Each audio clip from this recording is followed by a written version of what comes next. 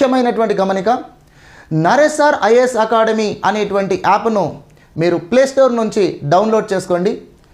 Polity, society, current అఫైర్స్కి సంబంధించినటువంటి టెక్నిక్స్తో కూడినటువంటి exam oriented short videos అనేటువంటివి ఫ్రీగా అందించడం అనేటువంటి జరుగుతుంది. అదేవిధంగా గ్రూప్ 1 మెయిన్స్కు ప్రిపేర్ అయ్యేటువంటి ఏపీ తెలంగాణ అభ్యర్థులందరికీ కూడా పాలిటీ, గవర్నెన్స్కి సంబంధించినటువంటి లైవ్ క్లాసెస్ అనేటువంటివి ప్రారంభించడం జరిగింది. సో అదేవిధంగా ఇక నరేసర్ ఆన్లైన్ క్లాసెస్ అనేటువంటి యూట్యూబ్ ఛానల్ ఎవరైతే సబ్స్క్రైబ్ చేసుకోలేదో ప్లీజ్ సబ్స్క్రైబ్ చేసుకోండి.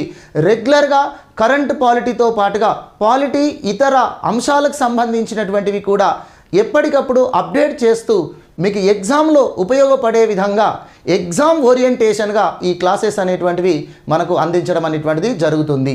సో వీలైతే మీరు వేరే వారికి కూడా షేర్ చేయండి, మీ ఫ్రెండ్స్ కానీ రిలేటివ్స్ కానీ.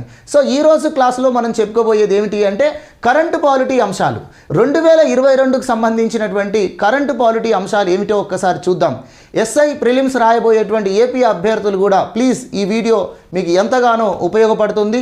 అదేవిధంగా తెలంగాణలో గ్రూప్ 4 కానీ గ్రూప్ 2, గ్రూప్ 3 కానీ ఇతర ఎగ్జామ్స్ రాసే అభ్యర్థులందరికీ కూడా ఇది ఉపయోగపడే విధంగా మనకు కరెంటు పాలిటీ అంశాలు అనేటువంటివి ఇందులో ఉంటాయి.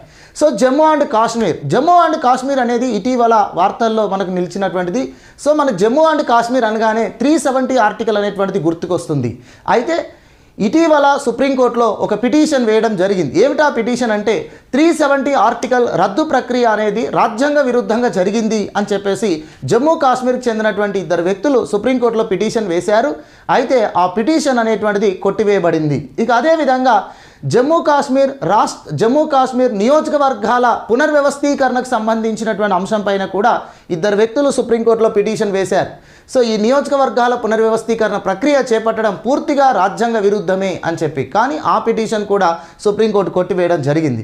మరి ఈ ధర్మిలా జమ్మూ కాశ్మీర్కి సంబంధించినటువంటి అంశాలు ఒక్కసారి బ్రీఫ్గా ఎగ్జామ్ ఓరియంటేషన్లో తెలుసుకునే ప్రయత్నం చేద్దాం. జమ్మూ అండ్ కాశ్మీర్ అనగానే మనకు 370 ఆర్టికల్ అనేటువంటిది మనకు తెలుసు.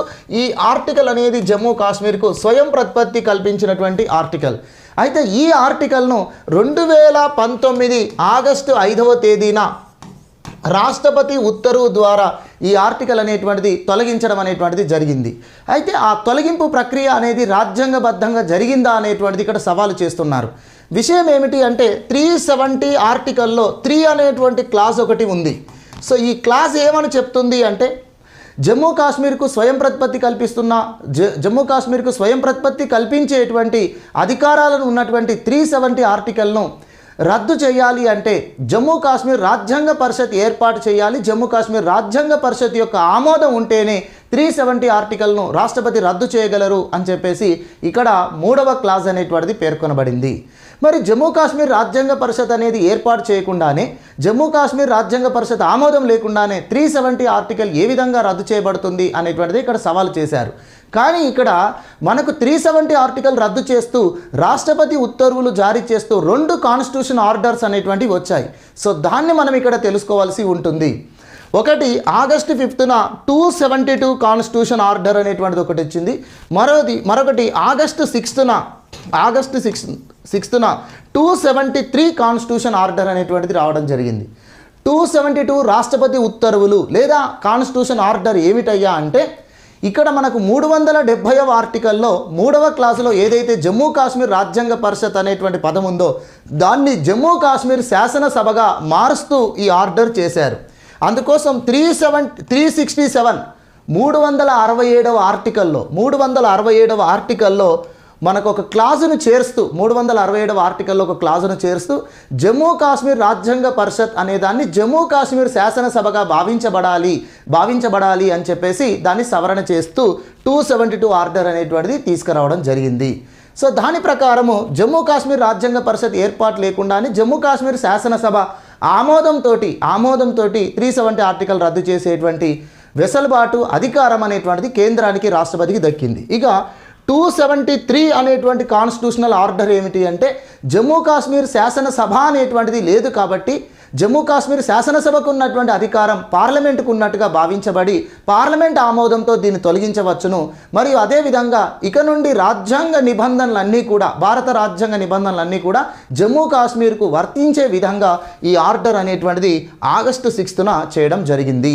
కాబట్టి మనకి ఎగ్జామ్లో జమ్మూ కాశ్మీర్ ప్రత్యేక ప్రతిపత్తి కల్పిస్తున్న 370 ఆర్టికల్ను లిఫ్ట్ చేయడానికి రాష్ట్రపతి ఆర్డర్స్ ఏవి అని అన్నప్పుడు 272, 273 అనేటువంటి విషయాన్ని ఇక్కడ మనం గుర్తుంచుకోవాలి.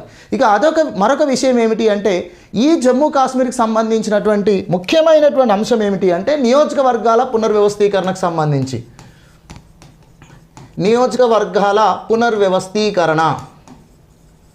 సో దీన్ని మనము డీలిమిటేషన్ అని చెప్పేసి అంటాం. సో నియోజకవర్గాల పునర్వ్యవస్థీకరణ అనేది జమ్మూ కాశ్మీర్ కోసము ఒక కమిషన్ అనేటువంటిది వేశారు. సో ఆ కమిషన్ ఎవరు, కమిషన్ చైర్మన్ ఎవరు, ఈ డీలిమిటేషన్ కమిషన్ అనేటువంటిది ఏ విధంగా ఏర్పాటు చేస్తారు, వీటికి సంబంధించిన అంశాల గురించి కూడా అభ్యర్థికి అవగాహన ఉండాలి. జస్టిస్ రంజనీ ప్రకాష్ దేశాయి నేతృత్వంలో జస్టిస్ రంజనీ ప్రకాష్ దేశాయి నేతృత్వంలో ఈ డీలిమిటేషన్ కమిషన్ అనేటువంటిది వేయడం జరిగింది. డీలిమిటేషన్ కమిషన్ను రాష్ట్రపతి ఏర్పాటు చేయడం జరుగుతుంది. ఈ కమిషన్కు సుప్రీంకోర్టు రిటైర్డ్ జడ్జి చైర్మన్గా ఉంటారు. మరియు డీలిమిటేషన్ కమిషన్కు కార్యదర్శిగా కేంద్ర ఎన్నికల సంఘం చీఫ్ ఎలక్షన్ కమిషనర్ ఉంటారు. సో ఈ విషయాన్ని గుర్తుంచుకోండి. అదేవిధంగా ఆ రాష్ట్ర ఎన్నికల కమిషనర్ కూడా అందులో సభ్యులుగా ఉంటారు. సో ఇది డీలిమిటేషన్ ప్రక్రియ అనేది మరి జమ్మూ కాశ్మీర్కు చేసినటువంటి ఈ ప్రక్రియ ఎందుకు చేపట్టారు అంటే జమ్మూ కాశ్మీర్లో లోక్సభ అసెంబ్లీ స్థానాలను పెంచడం కోసము ఈ ప్రక్రియ అనేటువంటిది ఈ కమిషన్ అనేటువంటిది ఏర్పాటు చేశారు. ఈ ప్రక్రియను చేపట్టడం జరిగింది. సో ఎందుకు అంటే ఇప్పటి వరకు మనకు పార్లమెంటు మరియు అసెంబ్లీ స్థానాలకు డీలిమిటేషన్ ప్రక్రియ అనేటువంటిది చివరిగా మనకు 1973లో సభ్యుల సంఖ్యను పెంచడం అనేటువంటి జరిగింది. తర్వాత రిజర్వేషన్ అనేది 2002లో చివరిసారిగా జరిగింది. సో ఆ సమయంలో మనకు జమ్మూ కాశ్మీర్కి సంబంధించినటువంటి డీలిమిటేషన్ ప్రక్రియ అనేటువంటి జరగలేదు. కాబట్టి ఇప్పుడు 2011 జనాభా లెక్కలను బేస్ చేసుకొని ఇక్కడ జమ్మూ కాశ్మీర్కి సంబంధించినటువంటి డీలిమిటేషన్ అనేటువంటిది నియోజకవర్గాల పునర్వ్యవస్థీకరణ అనేటువంటి చేస్తున్నారు. సో దీని ప్రకారం మనకు లోక్సభ స్థానాలను అసెంబ్లీ స్థానాలను పెంచడం అనేటువంటి జరుగుతుంది. సో ప్రస్తుతము మనకు జమ్మూ అండ్ కాశ్మీర్, లదాఖ్ అని చెప్పేసి 2 కేంద్రపాలిత ప్రాంతాలు ఉన్నాయి. మనకు తెలిసిందే లదాఖ్ అనేటువంటిది ఒకే లోక్సభ నియోజకవర్గమును కలిగి ఉంటుంది. కానీ జమ్మూ కాశ్మీర్ మాత్రం ప్రస్తుతం 5 లోక్సభ నియోజకవర్గాలు ఉన్నాయి. ఈ 5కు బదులుగా 6 లోక్సభ నియోజకవర్గాలను పెంచడం కోసం ఈ కమిషన్ సిఫార్సులు చేయడం జరిగింది. ఇక అదేవిధంగా అసెంబ్లీ స్థానాలకు వచ్చినట్లయితే జమ్మూ కాశ్మీర్ అనేది ఒక రాష్ట్రంగా ఉన్నప్పుడు 87 అసెంబ్లీ స్థానాలు ఉండేవి. పాక్ ఆక్యుపైడ్ కాశ్మీర్ కాకుండా దీన్ని 90కి పెంచడం జరిగింది. అంటే పాక్ ఆక్యుపైడ్ కాశ్మీర్తో కలుపుకుంటే 114 అసెంబ్లీ స్థానాలు అనేటువంటివి ప్రస్తుతం జమ్మూ కాశ్మీర్కు పెరిగినాయి అని చెప్పేసి మనం గుర్తుంచుకోవాలి. సో ఈ రకంగా మనకు ఈ డీలిమిటేషన్ కమిషన్ అనేటువంటిది నియోజకవర్గాల పునర్విభజన కమిషన్ అనేటువంటిది వేశారు. ఆ కమిషన్కు చైర్మన్ ఎవరు, తర్వాత లోక్సభ అసెంబ్లీ స్థానాలు జమ్మూ కాశ్మీర్కి ఏ విధంగా పెంచడం కోసం ఈ కమిషన్ సిఫార్సు చేసింది, ఇవన్నీ కూడా గుర్తుంచుకునే ప్రయత్నం చేయండి.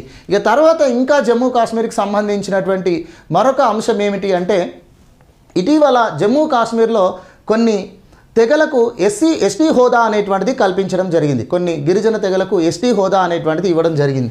ఎస్టీ హోదా ఇవ్వడం కోసం కేంద్ర హోంమంత్రిత్వ శాఖ ఆమోదం తెలిపింది. సో అది ఏమిటి అంటే ఒకటి గుజ్జార్, బకర్వాల్, పహాడీ అనేటువంటి వర్గాల వారిని గిరిజన తెగలను ఎస్టీ హోదాగా గుర్తించడం అనేటువంటిది జరిగింది. సో ఈ 3 తెగలను ఎస్టీ హోదాగా గుర్తించారు. సో గుర్తిస్తూ ఆమోదం తెలియజేశారు. ఇంకా దీన్ని పార్లమెంట్లో ఆమోదించాల్సినటువంటిది ఉంది. ఎందుకంటే మీ అందరికీ తెలిసిందే 342 ఆర్టికల్ ప్రకారం 342వ ఆర్టికల్ ప్రకారము ఏదైనా ఒక తెగను ఒక వర్గమును ఎస్టీ హోదాగా కల్పించాలి అంటే అది రాష్ట్రపతికి అధికారం ఉంటుంది. రాష్ట్రపతి ఉత్తర్వు జారీ చేయాలి. దాని తర్వాత పార్లమెంటు షెడ్యూల్డ్ తెగల జాబితాను సవరణ చేయాల్సి ఉంటుంది. సో ఆ దృష్ట్యా ఇక్కడ మనకు కేంద్ర హోంమంత్రిత్వ శాఖ వాళ్ళు దీనికి ఆమోదం అనేటువంటిది తెలపడం జరిగింది. రాష్ట్రపతి ఉత్తర్వులు మరియు పార్లమెంట్ ఆమోదం పొందాల్సి ఉంది. ఇప్పుడు వరకు ప్రజెంట్ అయితే 710 గిరిజన తెగలు అనేటువంటివి షెడ్యూల్ ట్రైబ్స్ అనేటువంటివి ఉన్నాయి అనే విషయాన్ని గుర్తుంచుకోండి. సో ఇవి కొత్తగా 3 ట్రైబ్స్ను జమ్మూ కాశ్మీర్లో ఎస్టీ హోదా కల్పించడం కోసము కేంద్ర ప్రభుత్వం నిర్ణయం తీసుకుంది. ఈ విషయాన్ని గుర్తుంచుకునే ప్రయత్నం చేయండి. ఇక తర్వాత జమ్మూ కాశ్మీర్లో గతంలో స్థానికులకు మాత్రమే, స్థానికులు అంటే 1947 అక్టోబర్